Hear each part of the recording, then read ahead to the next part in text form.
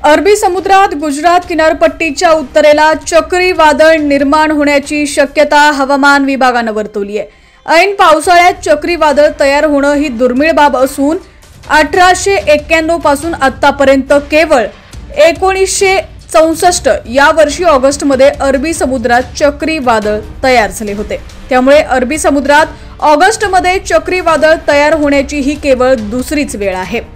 बातमी पूर्ण पाहूयात त्याआधी तुम्ही HPN मराठी न्यूज चॅनल पहिल्यांदाच पाहत असाल आणि अजूनही चॅनलला सबस्क्राइब केलं नसेल तर नक्की सबस्क्राइब करा, जेणेकरून आमचे अपडेट्स लवकरात लवकर तुमच्यापर्यंत पोहोचतील।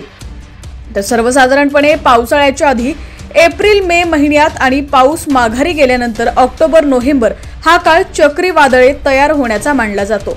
त्यामुळे सहसा पावसाळ्यात चक्रीवादळ तयार होत नाहीत। मात्र कच्छ सौराष्ट्रावर असलेले दाब क्षेत्र पश्चिमेकडे सरकत आहे।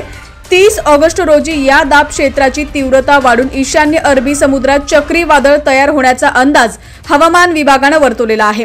हे चक्रीवादळ पश्चिमेकडे सरकत राहील, त्यामुळे भारतीय किनारपट्टीला या चक्रीवादळाचा धोका नाहीये। मात्र गुजरातच्या सौराष्ट्र कच्छ येथील काही भागात मध्यम ते मुसळधार पावसाची शक्यता आहे। तसंच 54 ते 65 किलोमीटर प्रति तास वेगाने वारं वाहण्याची शक्यता आहे।